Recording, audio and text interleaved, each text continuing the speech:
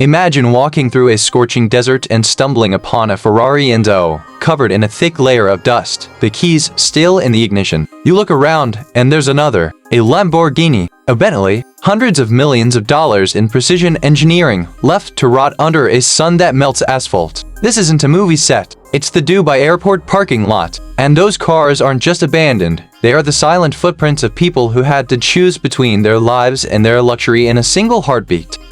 Dubai is a city that defies every law of nature. It's a place where you can ice skate in the middle of a 120-degree afternoon and withdraw gold bars from an ATM like they're $20 bills. It is pure, unadulterated ambition. But as the glitter begins to settle, a terrifying question is starting to emerge. Is this the global capital of the future, or are we witnessing the most expensive mistake in human history? To understand the cracks, you have to understand the fear. In Dubai, failing to pay a debt isn't just a bad financial break, it's a criminal offense. There is no bankruptcy protection like we have in the States. If your business fails or you miss a loan payment, you go to prison. That's why those supercars are sitting in the dirt. Their owners didn't just lose their money, they fled the country in the middle of the night to stay out of a cage, leaving behind everything they owned. It's a ruthless system that built a paradise on the edge of a knife. But the fragility isn't just financial, it's environmental. Take a look at the Miracle Garden. It's a stunning display of 50 million flowers blooming in one of the harshest deserts on Earth. It looks like a dream, but it's an ecological nightmare. To keep those petals from turning to ash, the city has to pump millions of gallons of desalinated water every single day. Desalination is a brutal process that devours energy and chokes the atmosphere with carbon. Dubai isn't working with nature, it's at war with it. And in a war against the desert eventually wins.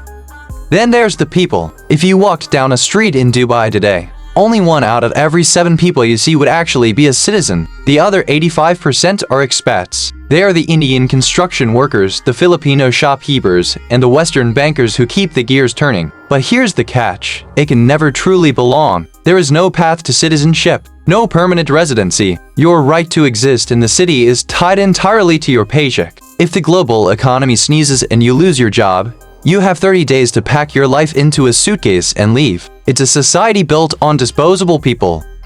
We see this high-tech fix for human problems everywhere. For centuries, camel racing was the sport of kings, but it had a dark secret. It relied on small children brought in from impoverished countries to act as jockeys. When the world finally cried foul, Dubai didn't just change the culture, they replaced the humans with robots. Today, you'll see mechanical jockeys being controlled by owners in SUVs driving alongside the track. It's a surreal, sci-fi solution that looks clean on camera, but it ignores the deeper issues of labor and rights that still linger in the shadows of those massive construction sites.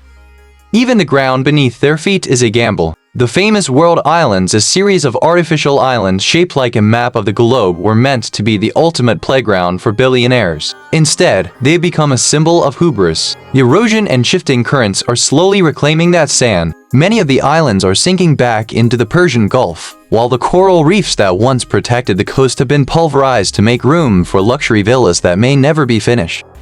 For decades, Dubai had one ultimate lure: zero taxes. It was the world's greatest tax haven, but even that is changing. In 2023, the government finally caved to international pressure and introduced a corporate tax.